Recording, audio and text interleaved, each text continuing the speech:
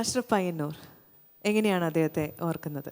എൻ്റെ ഗുരുനാഥനായ അസീസ് തായിനേരി മാപ്പിളപ്പാട്ടിൻ്റെ ഇപ്പോഴുള്ള മുതിർന്ന മാപ്പിളപ്പാട്ട് ഗായകനാണ്. അദ്ദേഹത്തിൻ്റെ കൂടെ ലിയാഖത്ത് പാടുമ്പോൾ എനിക്കൊരു 10-13 വയസ്സാങ്കണ്ട് ഉണ്ടാവുള്ളൂ. ആ സമയത്ത് കല്യാണ വീടുകളിലായാലും സ്റ്റേജ് പ്രോഗ്രാമുകളായാലും വളരെ ഇൻസ്ട്രുമെൻസ് ഒക്കെ കുറഞ്ഞ കാലഘട്ടമായിരുന്നു. പക്ഷെ അന്ന് പിസി ലിയാഖത്ത് എന്ന ആ മാപ്പിളപ്പാട്ട് ഗായകൻ ഏത് വേദിയിലായിരുന്നാലും ശരി നിറ സാന്നിധ്യമായിരുന്നു. പക്ഷെ അദ്ദേഹത്തിൻ്റെ പാട്ടിന് ഒരുപാട് നമ്മളെ സാധാരണ മാപ്പിളപ്പാട്ടിൽ നിന്നും വ്യത്യസ്തമായ ചില ചലനങ്ങളുണ്ട്.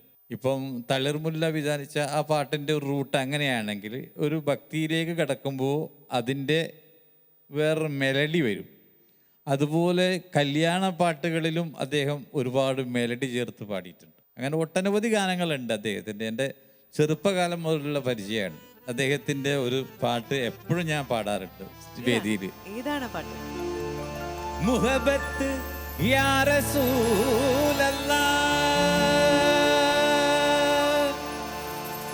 മുഹബത്ത് യാ ഹബീബല്ലാഹ്, മുഹബത്ത് യാ നബിയല്ലാഹ്, മുഹബത്ത് യാ ശഫാഅത്തുല്ലാഹ്.